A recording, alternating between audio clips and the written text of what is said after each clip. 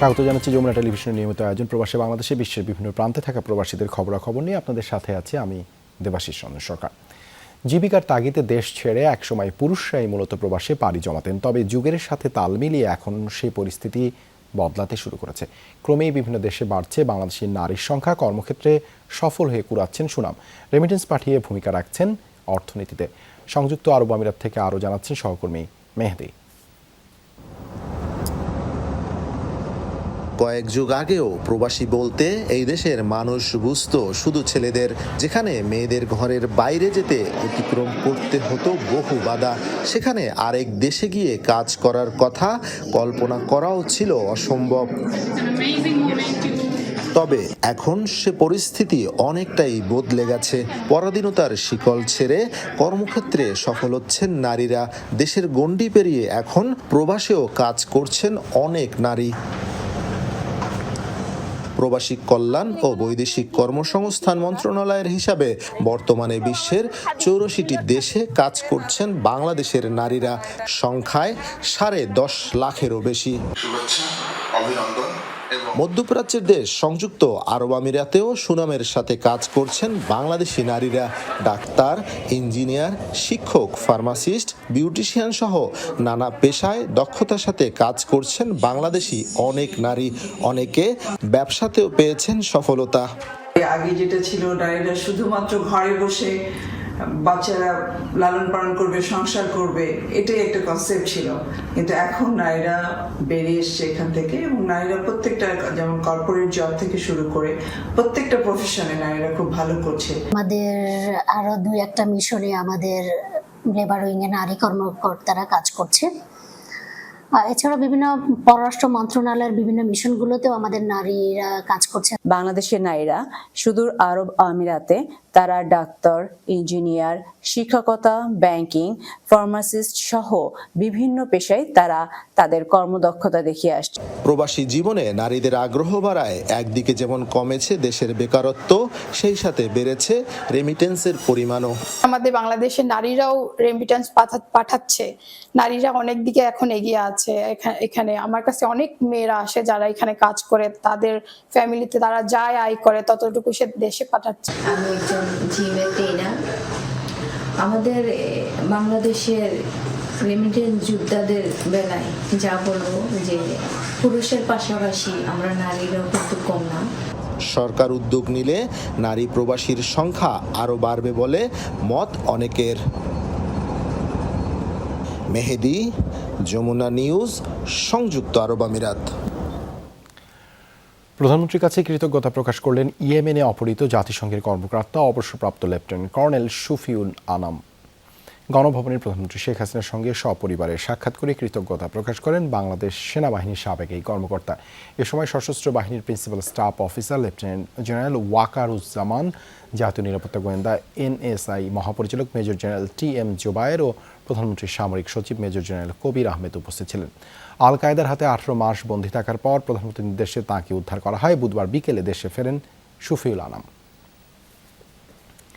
ইতালির স্ত্রা শহরে বসবাসরত বাংলাদেশিদের 2 দিনব্যাপী ভ্রাম্যমাণ কনসুলেট সেবা দেওয়া হয়েছে। প্রবাসীদের কনসুলেট সেবার ধারাবাহিক কার্যক্রমের অংশ হিসেবে হয় এই কার্যক্রম আয়োজন করেছে বাংলাদেশ কনসুলেট মিলান। পাসপোর্ট নবায়ন, no visa, marriage certificate, family certificate, প্রবাসী মন্ত্রণালয়ের ওয়েজ আর্নার্স বোর্ডের মেম্বারশিপ, পাসপোর্ট সহ কনসুলেটের সকল সেবা পেয়েছেন প্রবাসীরা। সেবা গ্রহণ করেছেন হাজারেরও বেশি বাংলাদেশি। সার্বিক সহযোগিতায় ছিলেন বঙ্গবন্ধু পরিষদ স্ত্রা ও বাংলা কমিউনিটির নেতাকর্মীরা। এ সময় উপস্থিত ছিলেন consul general MJH Javed, consul Sabbir Ahmed, vice consul Tajul Islam সহ মিলান কনসুলেটের অন্যান্য কর্মকর্তারা।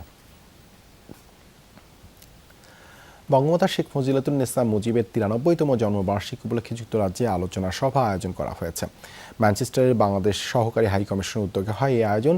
শিল্পী বারোয়ের উপস্থাপনায় এতে সভাপতিত্ব করেন সহকারী হাইকমিশনার কাজী জিয়াউল হাসান। আয়োজনের শুরুতেই শেখ ফজিলাতুন্নেসার প্রতিকৃতিতে ফুলের শ্রদ্ধা জানানো হয়। এরপর প্রামাণ্য চিত্র প্রদর্শন করা হয়। সভায় মূল প্রবন্ধ পাঠ করেন কানিজ ফাতেমা। এ সময় বক্তারা বলেন, বঙ্গবন্ধুর নেতৃত্বে দীর্ঘ লড়াই সংগ্রামের মধ্যে দিয়ে স্বাধীনতা লাভ করে বাংলাদেশ।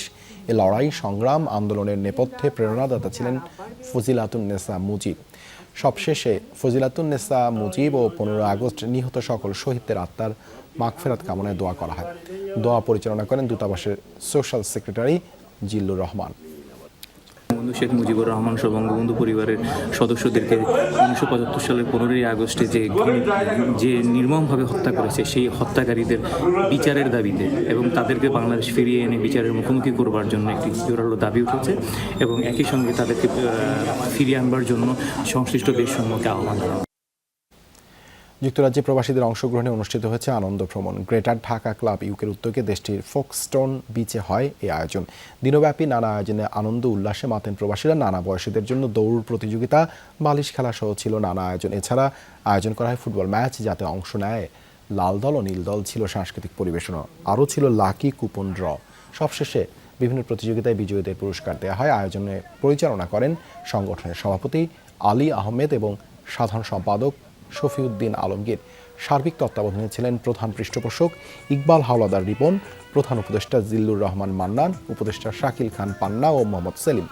সার্বিক সহযোগিতায় ছিলেন সহসভাপতি মহিউদ্দিন প্রধান, গাজী মোহাম্মদ ফারুক, সেলিম মোড়ল, সেলিম হক সহ অনেকে। নিউ ইয়র্ক স্টেটের লং আইল্যান্ডে বিভিন্ন সামাজিক ও মানবিক কাজে গুরুত্বপূর্ণ অবদান রাখায় বিশেষ সম্মাননা দেওয়া হয়েছে রাজনীতিবিদ গোলাম ফারুক শাহিনকে। লং আইল্যান্ডের ডিয়ার পার্ক আরভিং এভিনিউতে আয়োজিত অনুষ্ঠানে তাকে এই সম্মাননা স্মারক দেওয়া হয়। করোনাকালীন নানা মানবিক কাজে অংশ নিয়েছিলেন তিনি।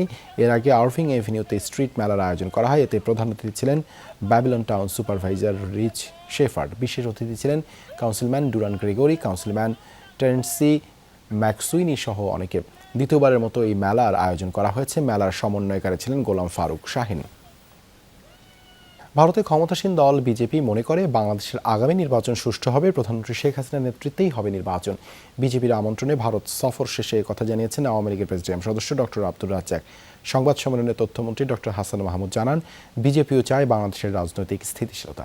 জঙ্গিবাদ নিয়ন্ত্রণে এদেশের উদ্যোগে সন্তুষ্ট তারা, তবে জামায়াতের বিষয়ে দুদেশকেই সতর্ক থাকতে হবে।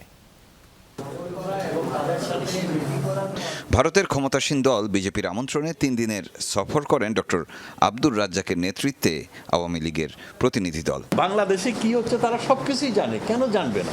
দেশে ফিরে তারা সফরের বিস্তারিত তুলে ধরেন। বৃহস্পতিবার বিকেলে আওয়ামী লীগ সভাপতির কার্যালয়ে সংবাদ সম্মেলন করেন।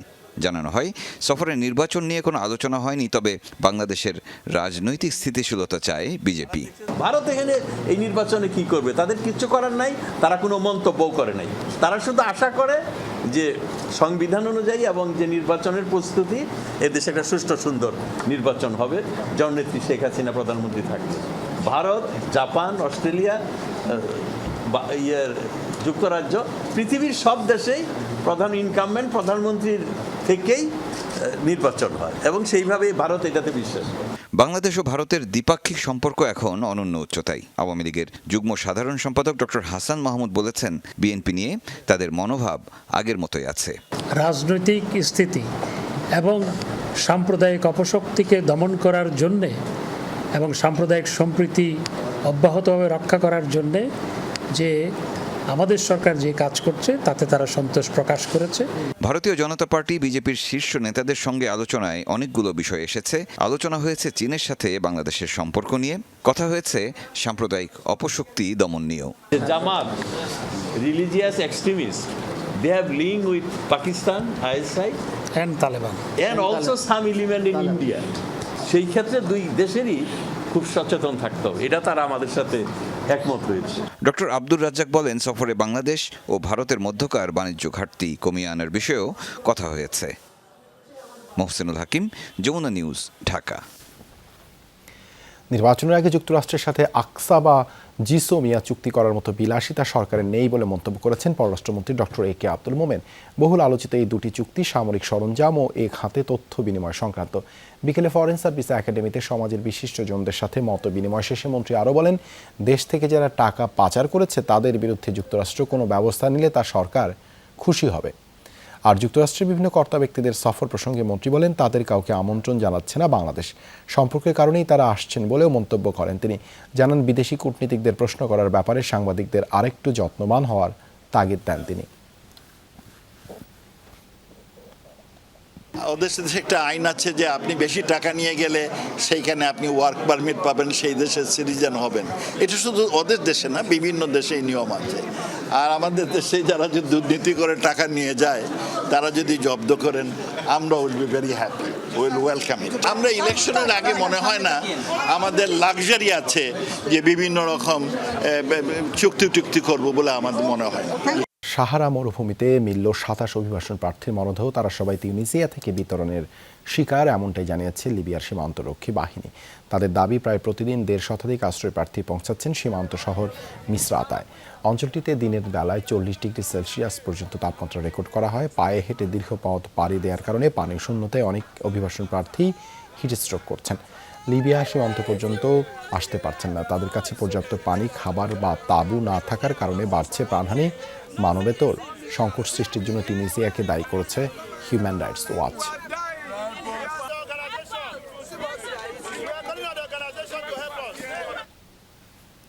ভূমধ্যসাগরে আবারও বেড়েছে অভিবাসন প্রত্যাশীদের মৃত্যুর সংখ্যা। বুধবার ল্যাম্পাডুসা দ্বীপের কাছে একটি নৌযানের ভাঙা অংশ থেকে 41 হতভাগ্যের মরদেহ উদ্ধার করে ইতালির কোস্টগার্ড।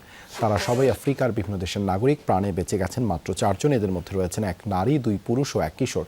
ইইউ পার্লামেন্টে ইতালির প্রতিনিধি নিশ্চিত করেন নৌবাহিনীর একটি জাহাজের মাধ্যমে দুর্ঘটনায় পড়া নৌযানটি বন্দরে আনা হয়েছে। একই সাথে জীবিত উদ্ধারকৃতদের দেয়া হচ্ছে প্রয়োজনীয় চিকিৎসা। তাদের জবানবন্দি অনুসারে 3 আগস্ট তিউনিসিয়ার বন্দর থেকে ইউরোপের উদ্দেশ্যে রওনা দেয় নৌযানটি, কিন্তু পথে প্রবল স্রোতের কবলে সেটি উল্টে যায়। ভয়াবহ দাবানলে পুড়ছে যুক্তরাষ্ট্রের হাওয়াই দ্বীপপুঞ্জ। 36 জনের মৃত্যুর খবর নিশ্চিত করেছে কর্তৃপক্ষ। বৃহস্পতিবার পর্যন্ত 10,000 মানুষকে সরানো হলো নিরাপদ স্থানে। সবচেয়ে ক্ষতিগ্রস্ত রিসোর্ট সিটি লাহাইনা এবং মাউই দ্বীপ। প্রাথমিক হিসাব অনুসারে প্রায় 300 ঘরবাড়ি ও স্থাপনা পুরোপুরি ভস্মীভূত। দ্বীপটির 16টি গুরুত্বপূর্ণ সড়ক বন্ধ, খোলা রাখা হয়েছে মাউই এয়ারপোর্ট। চলছে তল্লাশি ও উদ্ধার তৎপরতা। জরুরি বিভাগের সাথে কাজ করছে সেনাবাহিনী। প্রায় 4000 পর্যটক এখনও দ্বীপটিতে আটকা। দুর্গত এলাকায় 15,000 গ্রাহক বিদ্যুৎ বিচ্ছিন্ন। সংযোগ নেই মোবাইল ফোনেও। জাতীয় আবহাওয়া দপ্তরের তথ্য অনুসারে প্রশান্ত মহাসাগরীয় হারিকেনের প্রভাবে তীব্র বাতাস বইছে অঞ্চলটিতে, যে কারণে প্রচণ্ড দ্রুততায় ছড়াচ্ছে আগুন। হাওয়াই দ্বীপের 7টি অঞ্চলে এখনও সক্রিয় দাবানল। মার্কিন প্রেসিডেন্ট জো বাইডেনকে হত্যার হুমকি দেওয়া ব্যক্তির মৃত্যু হয়েছে নিরাপত্তা বাহিনীর গুলিতে। বুধবার ক্রেইগ রবার্টসনের ইউটাহ অঙ্গরাজ্যের বাড়িতে অভিযান চালায় FBI। আগেই জারি করা হয়েছিল গ্রেপ্তারি পরোয়ানা। অভিযান নিয়ে বিস্তারিত কিছু জানায়নি পুলিশ। গত মার্চে প্রথম FBI এর নজরে আসে রবার্টসনের পোস্ট। সাবেক প্রেসিডেন্ট ডোনাল্ড ট্রাম্পের মালিকানাধীন সামাজিক যোগাযোগ মাধ্যম ট্রুথ সোশ্যালে জো বাইডেনের প্রতি হুমকি দেন তিনি। 2টি ফেসবুক অ্যাকাউন্ট থেকে বেশ কয়েকটি সহিংস পোস্ট দেন, যার অন্যতম প্রেসিডেন্ট বাইডেনের আসন্ন ইউটা সফরে হামলার হুমকি।